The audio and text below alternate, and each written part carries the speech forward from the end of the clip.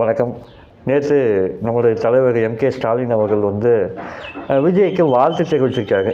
வாழ்த்து அப்படிங்கிறது வெறுமனே வாழ்த்தாக மட்டும் இல்லாமல் மக்களின் கோரிக்கையும் சின்னதாக வலியுறுத்தி வச்சுருக்காரு.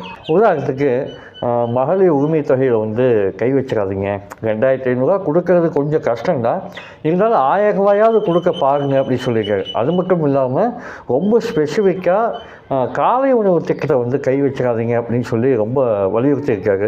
காரணம் என்ன அப்படின்னு பார்த்தீங்கன்னா, இதெல்லாமே அடிப்படை தேவைகளை பூர்த்தி செய்யக்கூடிய ஒரு திட்டம். இதனால் உண்மையிலேயே ஒரு ப்ரொக்ரெசிவ்னஸ் தமிழ்நாட்டில் உருவாயிருக்கு. அதை தொட்டோம் அப்படின்னா நம்முடைய தமிழ்நாட்டு வளர்ச்சியில் கொஞ்சம் பின்னடைவை சந்திக்க நேரிடும். அதனால தான் அதை ரொம்ப ஸ்பெசிஃபிக்காக சொல்கிறாரு.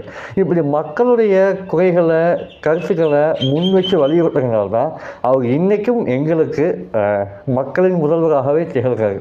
இல்லை, எனக்கு ரொம்ப பிடிச்ச விஷயம் ஒன்று இருக்கா, நான் படிக்கிறேன் பாருங்க. இந்த வாழ்த்தெல்லாம் சொல்லி முடிச்சுட்டு ஒரு எச்சரிக்கை இருக்காரு. அடுத்த 6 மாதங்களுக்கு தாவேக அரசுக்கு திமுக தரப்பிலிருந்து எந்தவித இடையூறும் அல்லது அச்சுறுத்தலும் இருக்காது. 6 மாதங்களுக்கு பிறகு அரசின் செயல்பாடுகளை பொறுத்து எங்களது அடுத்த கட்ட முடிவுகளை எடுப்போம் அப்படிங்கிறது இல்லைங்களா. இது நான் ஒரு ஜனநாயக எச்சரிக்கையாவோ மிரட்டலாவோ தான் நான் எடுத்துக்கிறேன் நான். ஏன் அப்படின்னா, மக்கள் என்ன சொல்லுவாங்க, சாதாரணமாக நீங்கள் நல்லா ஆட்சி செய்யலாம் நாங்கள் கேள்வி கேட்போம் அப்படி சொல்லுவாங்க இல்லையா.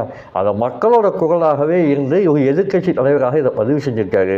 இதை பார்க்கும்போது எனக்கு ரொம்ப சந்தோஷமாக இருக்குது. இன்றைய தலைமுறைகள் திமுக ஆளுங்கட்சியாக பார்த்துருக்கு.